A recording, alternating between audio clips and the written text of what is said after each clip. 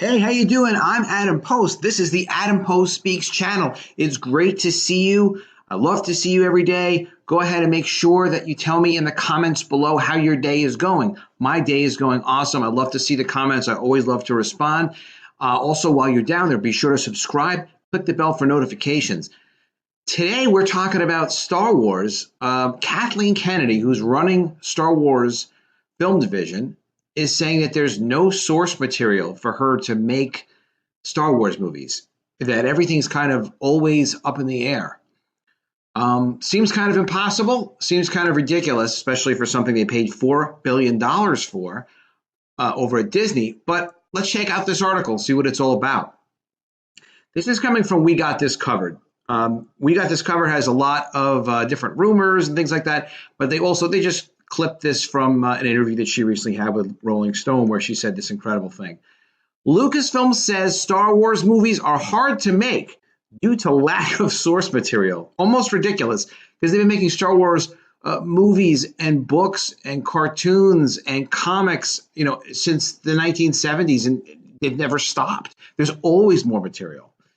So so Kathleen Kennedy is in an interview where she's talking about the inherent difficulties of developing a new Star Wars film for her, right? Without a pre-established template to follow, a la the MCU. Indeed, Kennedy lamented the fact that there's no source material to fall back on. So what she said was, quote, "Every one of these movies is particularly hard nut to crack. There's no source material. We don't have comic books." Well, they do have comic books.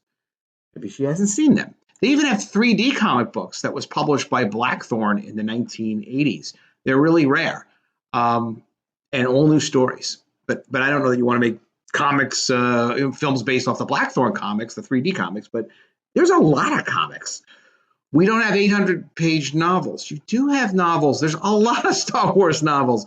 We don't have anything other than passionate storytellers who get together and talk about what the next iteration might be. We go through a really normal development process that everybody else does. You start by talking to filmmakers who you think exhibit the sensibilities that you are looking for.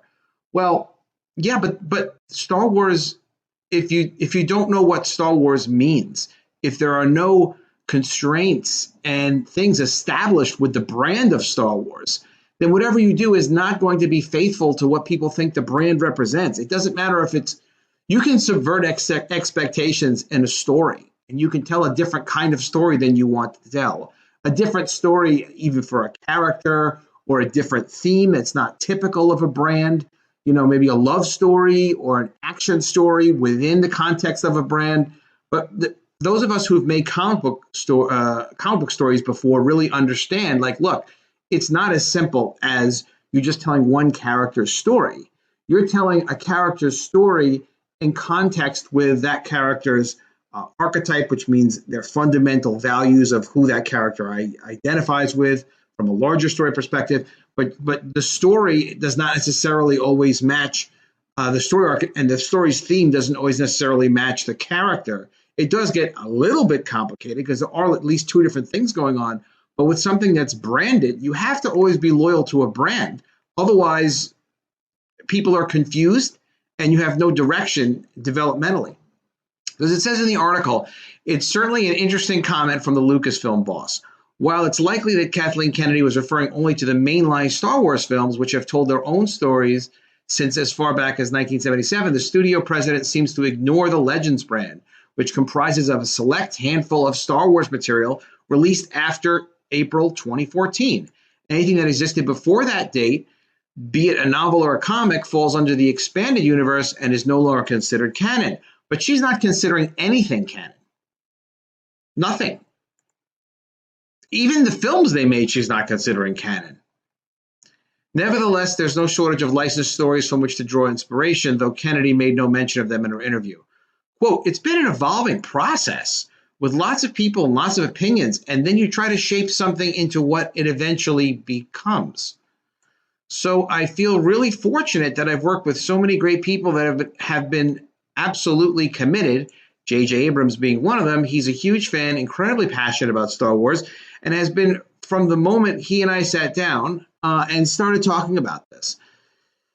And then why don't they talk to George Lucas? He's still available. You could call him. He knows a lot. He really likes Star Wars. Not that his ideas were always perfect, but they're better than this. And the more he got involved, the more excited he became. She's talking about J.J. Abrams.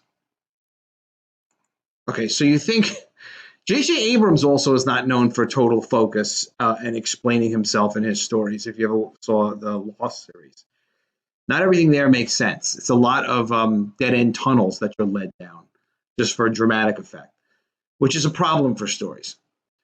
So I think you asked him today. He probably wishes he'd been in a situation where he could have done all three.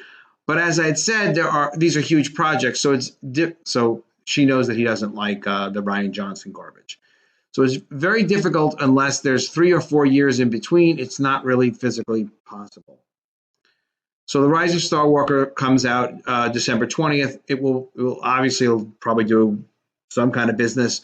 It's amazing to see a statement really that says we really don't have material to draw from.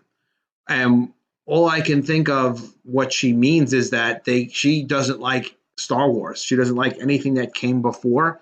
She doesn't think it's a good idea to continue continuity in a brand.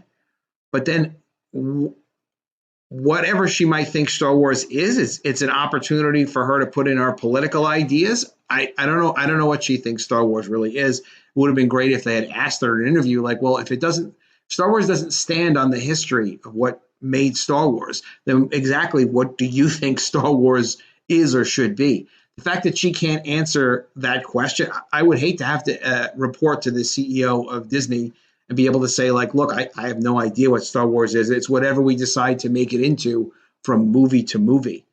Well, again, how is it a brand?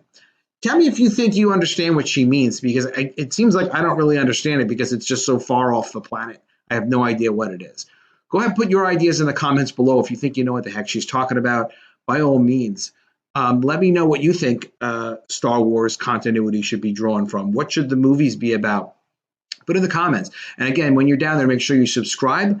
Click the bell for notifications. It's great having you on the channel. I will see you again soon. If I don't see you, I will miss you.